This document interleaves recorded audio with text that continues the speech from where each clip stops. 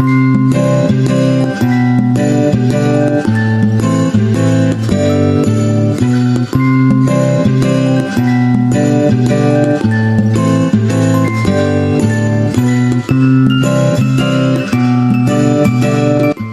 good morning! Ayan, at tamang-tama ang paglabas namin ni Bien dahil nandiyan na ang araw. At the usual, every morning, nagpapaaraw si Bien. Ang ganda din pala ng gising niya kanina kasi good mood ang Bien to. Ayan, at nag-start na siyang magpulot ng kung ano-ano dyan. Pero hinahayaan kong mag-explore si Bien kasi sa age niya na to, ang sarap niyang turuan. Nakakatawa nga, every time na lalabas kami, matik na yun. Sasabihin niya yung sky, sun, clouds, trees, birds. Tapos makikita mo pa yung excitement sa mukha niya sa tuwing nakikita niya yung mga yun. At turning 2 years old si Bien next year, February, kaya super likot at super makulit na siya.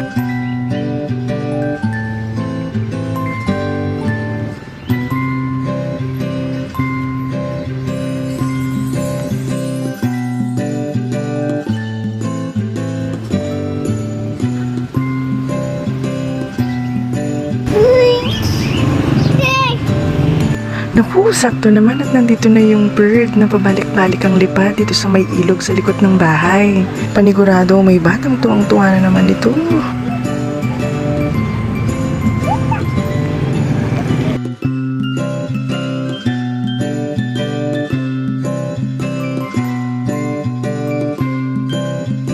You wait for the bird.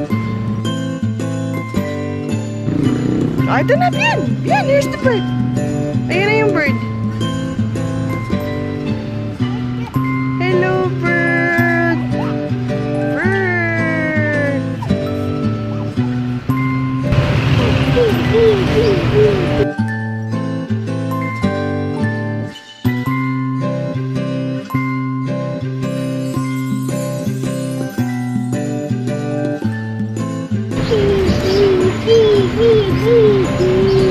Where's the bird?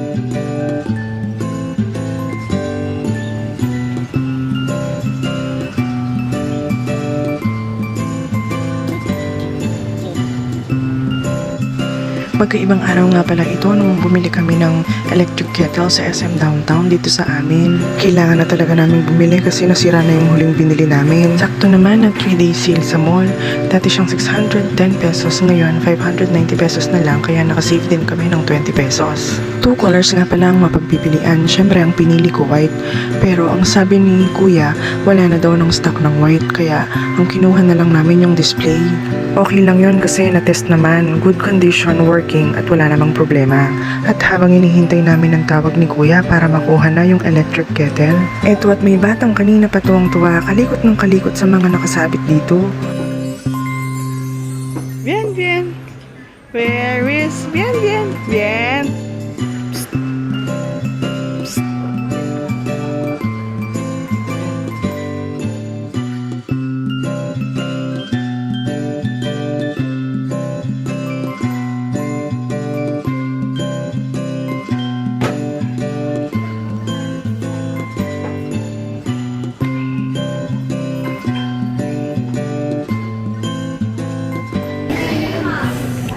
Lights.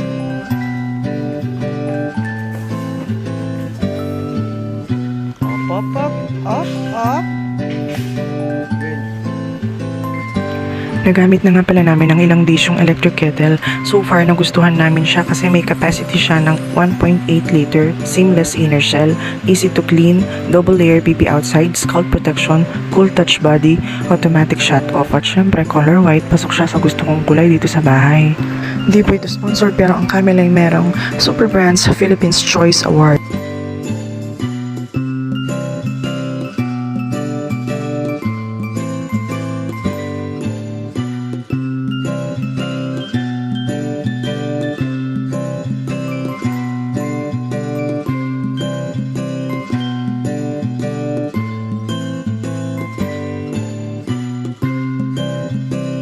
Nakuha dito na pala yung in-order kong cheesecake sa Prince Cupcakes.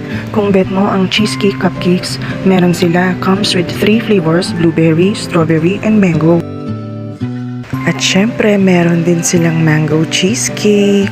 At dahil isa ang mango sa favorite fruits ko, super love ko talaga ang mango cheesecake nila. Naku mga mi, okay na okay din ito pang regalo at pang giveaway this coming holiday. Yung prices nga pala ng cheesecake at cupcakes ilalagay ko na lang sa bandang end ng video.